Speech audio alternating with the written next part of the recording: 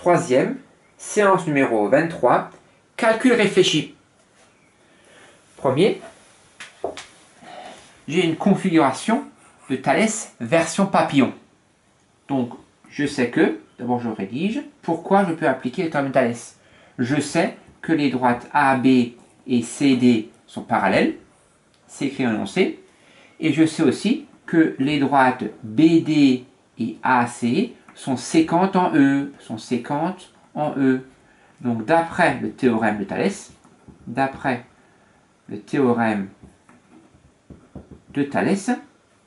je vais par exemple faire le triangle, les longueurs du triangle d'en haut sur les longueurs du triangle en bas. Ça veut dire que DE 2 sur 3, DE sur EB est égal à EC, EC je ne connais pas, divisé par AE, qui est égal à DC, 5, divisé par AB.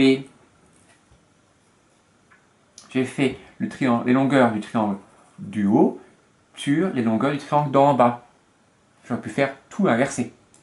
Je fais maintenant le produit en croix. 3 fois 5, 15, égale 2 fois AB. Ça veut dire que 2AB est égal à 15, et donc AB est égal à 15 demi, c'est-à-dire 7,5 cm. La longueur AB est égale à 7,5 cm. Deuxième, pour un parallélogramme, il faut dire combien il y a d'axes de symétrie et combien de centres de symétrie. Je fais un croquis d'un parallélogramme. Si vous pensez que cette droite-là est un axe de symétrie, ce n'est pas juste. Donc là, je vais faire par exemple la médiatrice, je vais le nommer ABCD. Si je fais la médiatrice du segment AB, le point A, il va bien au point B, mais le point D, il va aller plus loin, ici. Donc, ce n'est pas un axe de symétrie. Pareil, la médiatrice de DC, ce n'est pas non plus un axe de symétrie. De même, si je fais ici, la droite parallèle à AB, passant par exemple, par le milieu de la D, ce n'est pas non plus un axe de symétrie, parce que le point D, il ira ici. Et donc, cet axe ne marche pas, et donc il n'y a aucun axe de symétrie. Zéro axe de symétrie. Et il faut trouver le nombre de centres de symétrie. Donc je refais un croquis. Donc parallélogramme ABCD. Le point d'intersection des diagonales. Les diagonales ne sont pas de symétrie, mais le point d'intersection des diagonales, c'est le point O, c'est un centre de symétrie. Pourquoi? Parce que les diagonales d'un parallélogramme se coupent en leur milieu. Ça veut dire que la symétrie du point A par rapport au point O, c'est le point C. Le point C par rapport au point O, c'est le point A. Et pareil, la symétrie du point B par rapport au point O, c'est le point D. Et donc là, il y a un centre de symétrie qui est le point d'intersection de diagonales. Le point d'intersection des diagonales. Troisième, il faut que je calcule 10 puissance 8 divisé par 10 puissance moins 3. 10 puissance 8 divisé par 10 puissance moins 3.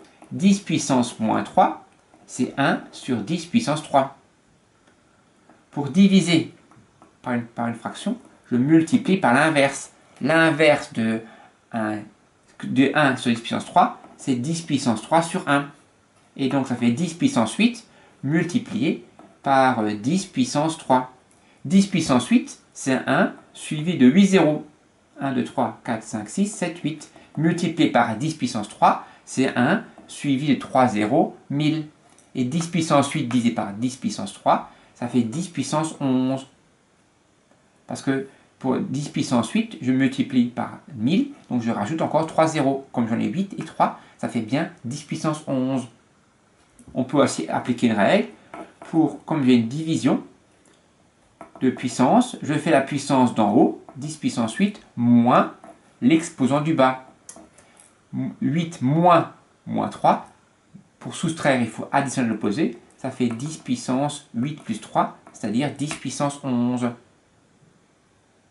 Et pour lire 10 puissance 11, 3, 4, 5, 6, 7, 8, 9, 10, 11, je fais bien sûr des paquets de 3. 1, 2, 3, 1, 2, 3, 1, 2 et 3. Donc là, j'en ai 9. 10, 11, ça fait donc 100 milliards. Parce que 9, c'est milliard. Et donc, ça fait 100 milliards. Bon, bref. Et dernier, calcule le volume de la pyramide. Le volume d'une pyramide, c'est l'aire de la base multiplié par la hauteur divisé par 3. Comme la base c'est un carré, l'aire du carré c'est côté fois côté, donc ça fait 3 fois 3, ça fait donc 9. La hauteur c'est ici 10 cm, et il faut diviser par 3.